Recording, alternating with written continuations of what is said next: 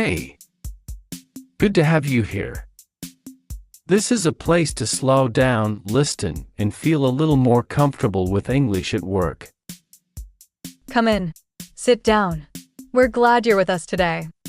So Monday morning. You look tired, Sage. I am tired. I had a meeting at 8:30 this morning. 8:30. That is so early. Yeah. That's rough. And I wasn't ready. I mean, I was in the meeting. I was there. But I didn't know what to say. What do you mean? My manager asked me to give a quick update. And I forgot the word. The word I needed. I knew the idea. I just couldn't find the word in English. That happens. That really happens. It's embarrassing, Ash. I know it feels that way. But honestly, most people in that room were thinking about their own update. They weren't watching you that closely. Maybe. It's true. When I was new to speaking in meetings, I used to think everyone noticed every mistake. They don't. What did you do when you forgot a word? I just paused. And I said, "Give me a moment." That's it, give me a moment. And then I continued. That's it? That's it, it sounds calm. It buys you a few seconds. And no one thinks anything strange about it. Give me a moment. I like that. You can say it with me if you want. Give me a moment. Give me a moment. Good. Slow and easy. That's how it sounds best in a meeting. I'm going to use that. I actually have another meeting this afternoon. You'll be fine. What's the meeting about? A project review. We're looking at the numbers from last quarter. My manager wants each person to say something. Okay. So you need a simple update phrase. Something short and clear. Yes, something that doesn't sound too complicated. What about, my part is going well? Just that. My part is going well.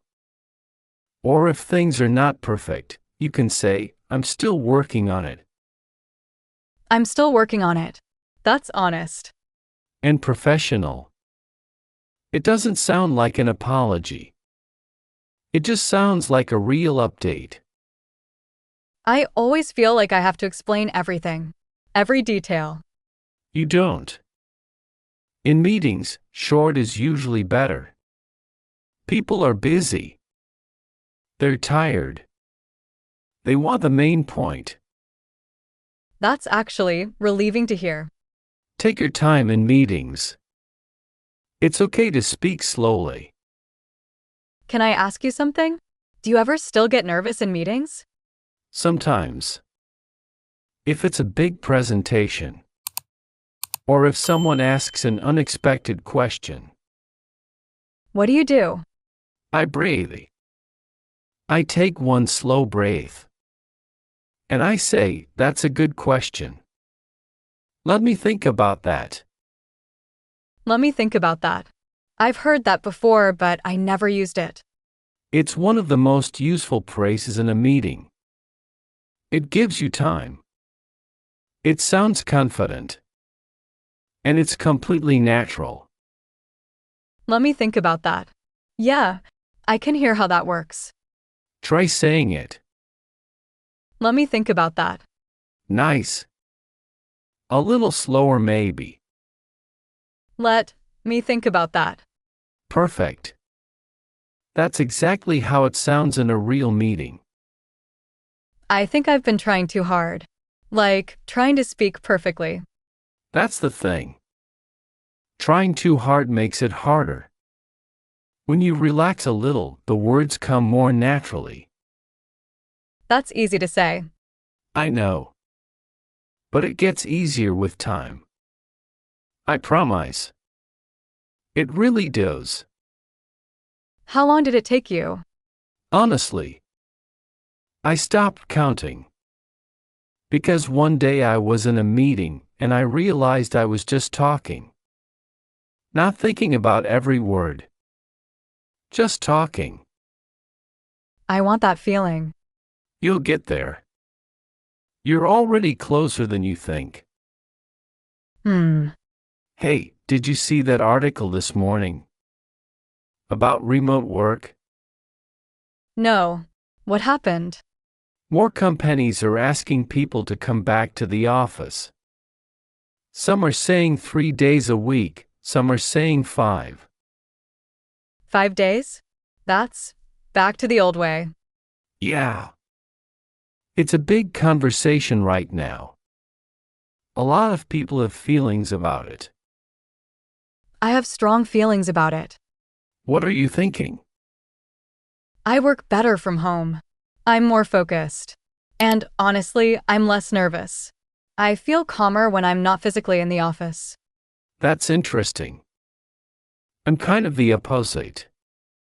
I focus better when I'm around people. Really? Something about having other people in the room. It keeps me on track. Do you think this will change how meetings work? Probably. The way we communicate at work has already changed so much. Even in the past few years. That's true. I remember my first Zoom call. I didn't know how to unmute. Oh no. My manager was saying, "Sage, we can't hear you." And I was talking for like a minute, and no one could hear a word. That's happened to almost everyone. It was so embarrassing. But you learned from it. Now I always check the mute button first. Every time. That's called experience. It's uncomfortable in the moment. But it's how we learn. I guess. It still makes me cringe a little. Have you ever heard that phrase, "Can you hear me?" That's maybe the most common phrase in online meetings now. Yes. Every meeting starts with, "Can you hear me?" And then someone says, "Yes, we can hear you." Or someone says nothing and everyone waits. The awkward silence. The terrible, terrible awkward silence. It's universal. Every language, every office. The awkward Zoom silence is the same everywhere. That makes me feel better, actually. Listener, do you know that moment? That pause in a Zoom meeting where no one speaks. Have you been there? If you have, you are not alone. We have all been there. So about this return to office news. There's a phrase that's being used a lot right now. Hybrid work. What exactly does that mean? Hybrid. It means a mix. Some days in the office, some days at home. Oh, like a combination. Exactly. You might say, "I work hybrid." Or, "We have a hybrid schedule." That's a word I've seen in job descriptions. I didn't fully understand it before. It's worth knowing. Because if someone in an interview asks, "Are you comfortable with hybrid work?" you need to answer clearly. What would you say? I would say, "Yes, I'm comfortable with that." Or, "I prefer working from home, but I'm flexible." I'm flexible. That's a good phrase. Very useful. In interviews, in meetings with managers. "I'm flexible" shows that you can adapt. You can say that with us if you want. I'm flexible. I'm flexible. Slow and confident. I'm flexible. Good. Natural. That's how it sounds. You know what word I always struggle with in interviews? Strength. Like when they ask, "What is your greatest strength?" That question. Yeah. A lot of people find it difficult. Because you don't want to sound like you're bragging. But you also need to say something real. What do you usually say? I usually say something safe. Like, "I work hard." Which is true. but it sounds boring. It's not bad. But you could add something small to make it more specific. Like, I work hard and I always finish what I start. Or, I work hard and I communicate clearly with my team. Oh, that's better. It's still simple, but it sounds more real. And when they ask about weakness, I usually say I care too much, which is the classic bad answer. ah, yeah. That's a very common answer. Is it that obvious? Just a little. But everyone knows it's hard. A better answer is something like, I sometimes take too long to make decisions. But I'm working on being faster. That sounds honest. It is. And it shows you know yourself. That's actually what they want to see. I'm working on it. We said that earlier too. Yes. And it works in interviews, updates, meetings. Very useful phrase. Ash, can I tell you something a little embarrassing? Of course. I once prepared for an interview for hours. I practiced all the answers. I felt ready. And then I walked in and the first question was something I had never thought about. What was the question? They said, "Tell me about a time you made a mistake." Oh. That kind of question.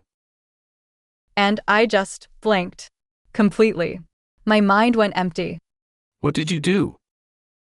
I said, "That's a good question. Let me think for a moment." And then I remembered something from an old job. Wait. You used the phrase. I did. And it worked. They nodded. They waited. And I got through it.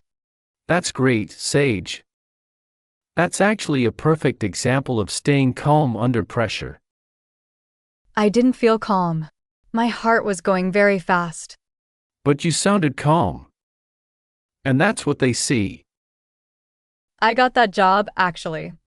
See? The phrase worked. Maybe it did. Listener, if you ever blank in an interview or a meeting, and it will happen, it happens to everyone, just remember, that's a good question. Let me think for a moment. Take a breath. You have time. No one is going to rush you. And if they do, that tells you something about the company. True. So back to this return to office news. What do you think it means for communication? Like, how we talk at work? I think it means people need to be comfortable in both situations. On camera and in person. In-person meetings feel different. More pressure. A little. Because people can see your body language. But it's also warmer, in a way. It's easier to read people. I remember my first in-person meeting at my current job. I sat down and didn't know where to look. Where did you look? I looked at my notebook. I pretended to take notes. Ah. I've done that. Wasn't taking notes. Just drawing lines. That's very human. Is there a phrase for, like, starting conversation before a meeting? When everyone is just arriving and no one knows what to say. Small talk. Before the meeting officially starts. Yes. What do you say? The easiest thing is just a simple question. How's your week going? Or did you have a busy morning? Did you have a busy morning? I like that. It's easy and anyone can answer. And if someone asks you, you can say, yes, pretty busy. But good. Or just, it's been a full day. That works fine. It's been a full day. That's a nice phrase. You can say that even when work is hard and you're tired. It doesn't sound like complaining. Exactly. It's honest but professional. Listener, do you do small talk before meetings? It can feel strange if it's not your natural style. It can. But you don't need to say much. 2 or 3 sentences is enough. Just showing warmth is enough. How's your week going? 2 sentences and you're done. And then the meeting starts, and you don't have to small talk anymore. That's a relief. You know what I think is one of the hardest things in workplace English? What? When someone speaks very fast and you don't understand. And you have to ask them to repeat. Oh, yes. That is so uncomfortable. Why does it feel uncomfortable? Because it feels like you're saying, I'm not smart enough to understand you. But that's not what it means. I know that. But it still feels that way. The phrase I use is, sorry, could you say that again? I want to make sure I understand. I want to make sure I understand. That sounds professional. It sounds careful. Like you're being responsible. Not like you're confused. What if you still don't understand after they repeat? Then you say, I want to confirm, are you saying? And then you repeat back what you think they said. Oh, so you repeat it back in your own words. Yes. It shows you're listening. And it gives the other person a chance to correct you if needed. I want to confirm, are you saying we need to submit it by Friday? Perfect. Exactly like that. That's something I can actually use tomorrow. That's the goal. Use it tomorrow. You don't have to wait for the perfect moment. Just use it. Had you ever pretended to understand when you didn't? Oh yes. Me too. Everyone has. You nod. You say, okay. And then you go back to your desk and try to figure it out. And sometimes you figure it out. And sometimes you send the wrong file. Ah. Yes. That happens. I once sent a draft to a client when I should have sent the final version. Because I wasn't sure which one they asked for. What did you do? I sent another email immediately. I said, I apologize, I sent the wrong file. Here is the correct one. Clean and professional. I felt terrible. But my manager said I handled it well. Because you didn't hide it, you fixed it fast. Mistakes are part of the job, right? Yes. And how you handle them matters more than the mistake itself. I apologize, I sent the wrong file. Here is the correct one. That's a phrase people can use too. Very useful in email. Short. Direct. Professional. No over-explaining. I used to write very long apology emails. A lot of people do, but shorter is better. Listener, if you ever send the wrong email, and you will, at some point, just say, I apologize. Here is the correct one. That's enough. No need for 3 paragraphs. 3 paragraphs of apology actually makes it worse. It does. It makes the other person feel like they need to respond to the apology. Right. Keep it simple. Let me ask you something. What was the most nervous you've ever been in a workplace situation? Oh, that's easy. My first performance review. Tell me. I didn't know what to expect. I didn't know if my manager liked my work. I didn't know if I was going to hear good things or bad things. That uncertainty is hard. I sat down across from my manager and my hands were shaking. Literally shaking. What happened? She said I was doing well. She had some suggestions, but mostly positive. And I had spent 2 weeks worrying about it. 2 weeks of anxiety for a positive review. I know. But at the time, I didn't know it would be positive. That's the thing about performance reviews. The waiting is harder than the actual conversation. So much harder. A good phrase before a performance review or any important meeting is, I appreciate you taking the time to meet with me. I appreciate you taking the time. That sounds so professional. And warm. It starts the conversation on a good note. What if your manager gives you criticism? Difficult feedback? You can say, thank you for telling me. I'll work on that. Thank you for telling me. That's brave. It's mature. And it shows you're not defensive. Managers remember that. I think the hardest part is not to get emotional when someone criticizes your work. Yes. Because your work is personal. You put time into it, and when someone says it's not right, it can feel like they're criticizing you. Have you gotten difficult feedback before? Many times. Once a manager told me my report was not organized enough. And I thought it was fine. What did you say? I said, okay. Can you show me what would work better? You asked for more information. Because I needed to understand. Not to argue. To understand. Can you show me what would work better? I like that. It turns criticism into a conversation. Into learning. Listener, if you receive difficult feedback at work, try that. Ask a question. Can you tell me more? Or, what would work better? It changes the whole energy. It shows maturity. And it usually surprises people in a good way. Speaking of feedback, this makes me think about job interviews again. The companies that come back to the office, they're also changing what they look for in interviews. In what way? I read that more companies now ask about how you communicate. Not just what skills you have, but how you talk to people. That makes sense. Especially if teams are working both in the office and from home. So communication is becoming as important as technical skills.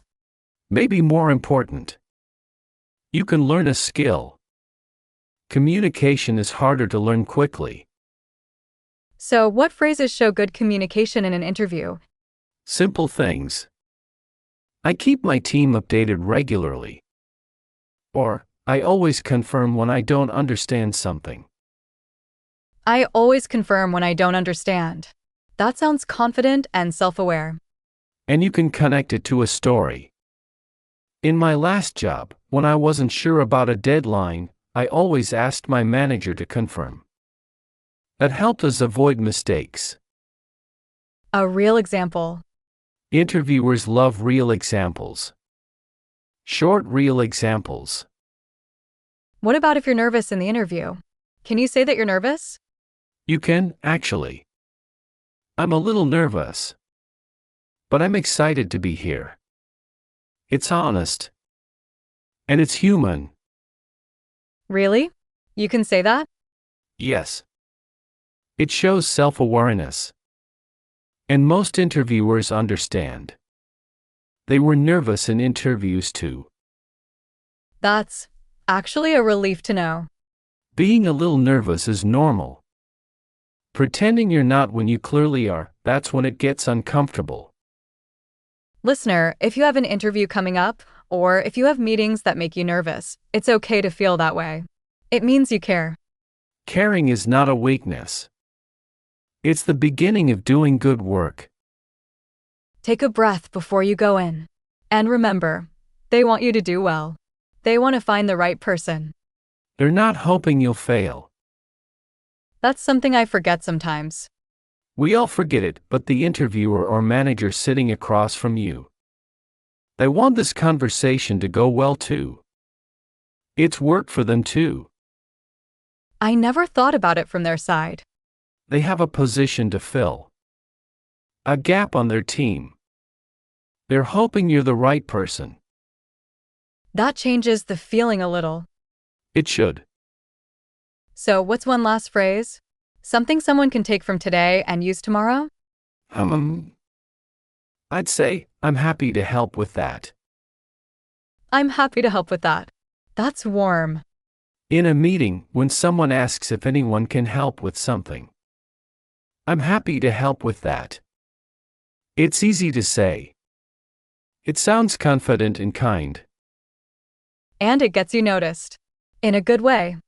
In a very good way. Quietly good. Quietly good. I like that. Not the loudest person in the room, but a steady person. Someone people trust. I want to be that person. You already are. You just need to believe it a little more. Thank you, Ash. Listener, I hope you heard something today that you can use. Not tomorrow perfectly. Just something small. Maybe one phrase. Maybe one new idea. That's enough for today. Language is slow. Work confidence is slow. But it grows. It really does. You're doing fine. Even if it doesn't feel that way today. Especially if it doesn't feel that way today. Just keep listening. Keep showing up. Slow understanding is still understanding. And that's enough. Take care of yourself out there. We'll see you next time.